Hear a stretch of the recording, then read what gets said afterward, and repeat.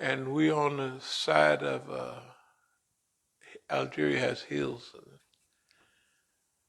And when I was in Tanzania years later, Pete O'Neill gave me a telescope because I was saying, yeah, I just like to take the binoculars and look at the ships in Dar es Salaam in the harbor and everything. So he said, I give you such and such. So he gave me, a telescope, not a big giant. And I could sit there and I could look at I could see the face of Chinese on the boat. I could see their face. It was for looking at the stars. So I was in Eldridge's house a couple of times. I said, hey, man, why was why was that telescope always pointing down? Because a telescope, you go in anybody's house, they leave it as pointing up, right, toward the stars. I said, why was this always, I said, I remember it was always pointing down. He said, the nigga is a peeping Tom, looking in ladies' windows. It was pitiful. That's Eldridge Cleaver. He really, and now everybody knows that. But they didn't know it then. Now, so we're going through revolution. And it was some good brothers. I had wonderful discussions with them.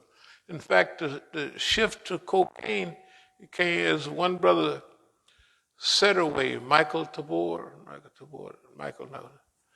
anyway, I would talk to him. I said, no, the people that's going to help America, the revolution is going to be black dope dealers, black gangsters. He said, ha, ha, ha. He said, my uncle is one of them Negroes. I cannot see it. He was right, of course.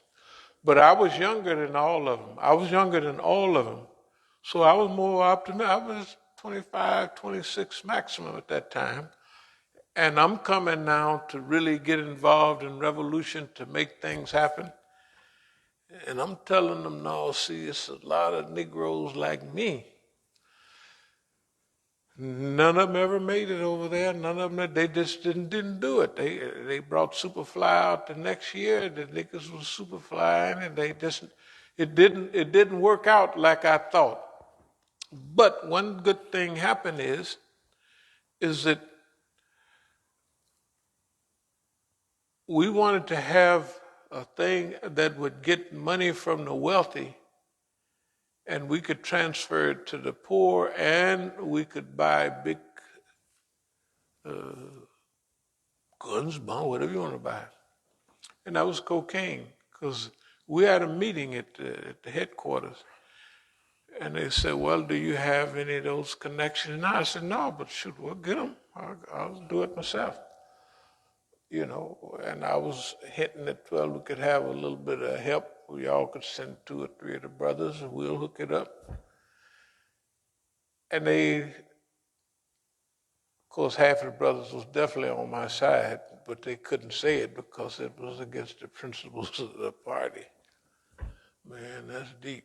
I said, yeah, well. I said, but, I said, how y'all gonna sit here and say, now where do y'all go every day?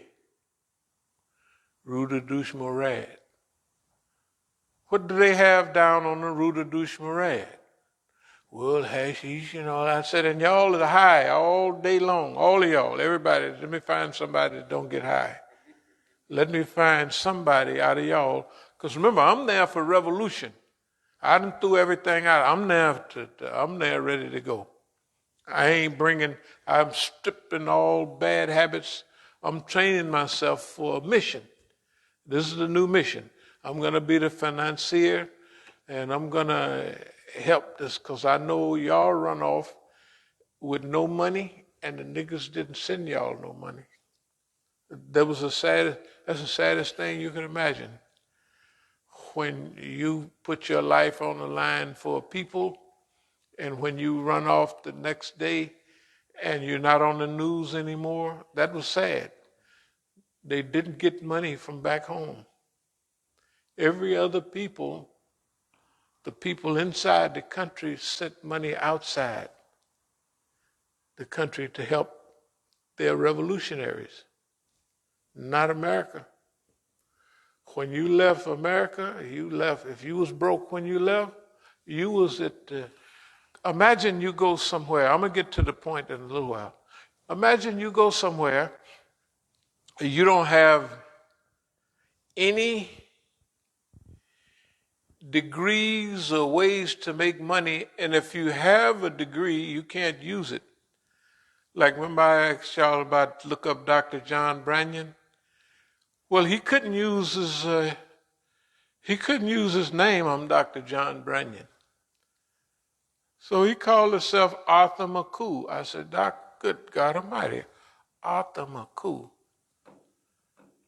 Well, that was one of my friends up in Montana. I said, was it a white friend or who was it, Doc? Doggone. Arthur McCoo. What about Johnny Johnson or somebody? Anybody but Arthur McCoo. And I'm going to just change the subject for a minute. And then Doc tell you how, no, I didn't kill my wife. This is what happened. I said, Doc, that looks like one of them movies on TV, you know, them white folks movies where they have a big scheme to kill. I didn't kill my wife. I said, we believe you, of course. You said you didn't do it. Then later on, here come a young tender flying in. I said, well, Doc, I mean, you know, it's okay with me. I mean, you know, by that time we're in East Africa. Nice, tender, you know, and all that. I said, well, Doc, you know, it's a case of chickens coming home to roost. I said, girls come home to roost. Everybody, boys come home to roost. Anyway, the point is that there's a historical process going on. And sometimes there's a few people or one or two that's elected or selected to survive. Survive intact. A few people may survive, but you won't hear nothing from them. Some of the brothers in New York, they just got out of prison years ago. But after 30-something years in prison, you don't hear nothing. We don't go say, man, that show is cold all that time you do. That might have been the deal. Because I asked one of my friends, you know, we always, Big Hank, so we take people a few dollars, can't do it nowadays. It's a few. I mean, it's really a few, you know, some grands or something, but it ain't no like the old days. Yeah, man, I got tired of my lawyers trying to get me out, so I hooked it up myself. I didn't say nothing. Until, I don't know if y'all remember the little Iranian guy that was here. They wanted to do a big program, so I called one of my friends and said, yeah, we want to do a big program. They want to put you this, that, another. The agreement was he wouldn't do none of that. You see what I mean? That's the way it is. I didn't say, man, that's cold-blooded, because I ain't never did no 33 years in the 30-something years in the penitentiary. I just do 3 or 4. I was just lucky, you know, do 3 or 4, 5 years, something like that. But I would go in and I would get out. And I did it a few times, but I never did no, they got back-breaking time. And after you in so much time, you know, your cells in your body, everything changes, they say, every 7 years. Do you know between 5 and 7 years, there is not a complete change, unless you're a Muslim, but there's a serious change in the psychic and the behavior of a person that's been in prison that long. Why? Concrete and steel, routine.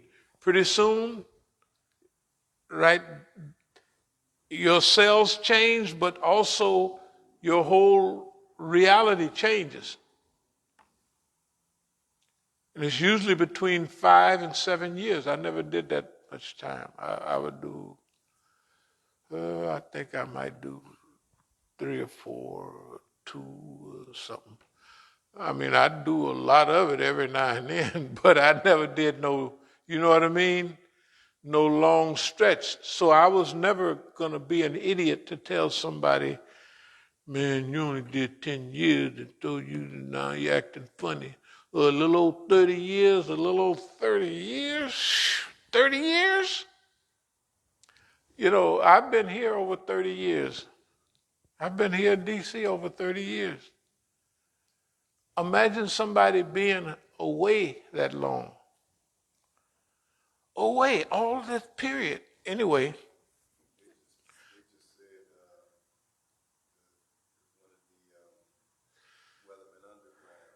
Well underground. That's a long time back.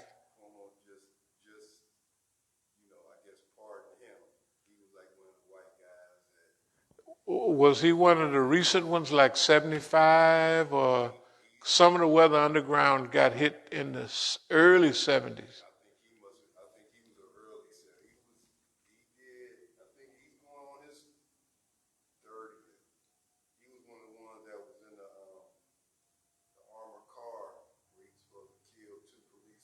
Mm-hmm.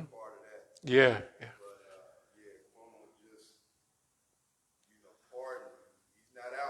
Right.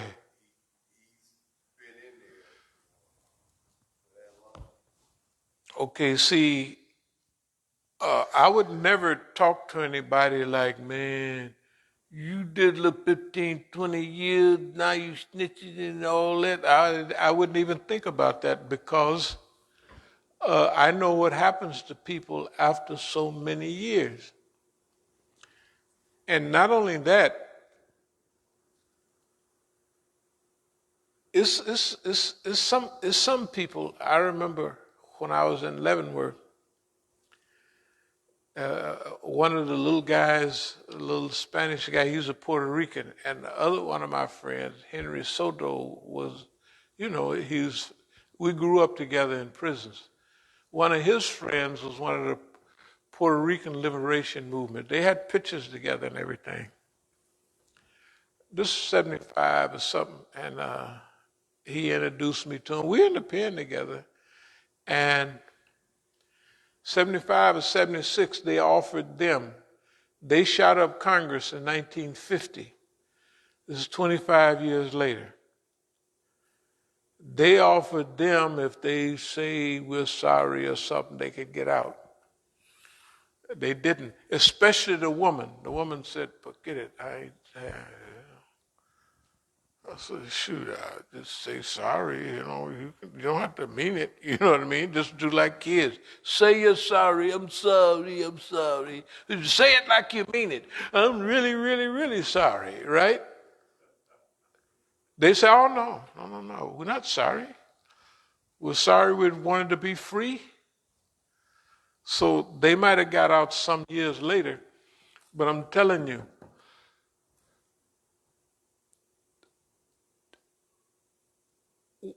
during the revolutionary period, we didn't have a lot of things that the revolution would produce. For instance, we lived in black neighborhoods, and the white man knew everybody and had snitches. There was already billions of snitches all over everywhere. They just tell on each other and tell on everybody. It's just normal. And so we didn't get a chance, like to develop, like they always talked about Mau Mau's and everything. Mau Mau's had a real oath that they had to take. And a lot of them, when they would get under torture, they would break that oath. Okay, if you catch so many Mau Mau's, right, they're going to do this to you and that to you. And pretty soon, they're going to send you somebody that's been in prison 9 years, and they're going to send them back to Kenya, and they're going to give them their liberation. And the first thing he going to say at his speech in 1961, Basically is I want to assure white people that everything's going to be all right. And one place we never went, the African Americans in those days, was Kenya. Why? Because Jomo Kenyatta, the burning spear, he'd send you back to America. Why? Because Kenya, and if you wanted to see a white woman, a white man could kick a black woman in her behind in Nairobi in those days. It wasn't no big deal. You couldn't do it. There's other African, you couldn't do that. You couldn't do that. And one of the most famous scenes I remember, it must have been 71, about 71 at the Africana Hotel. Africana is now, just imagine a nightclub.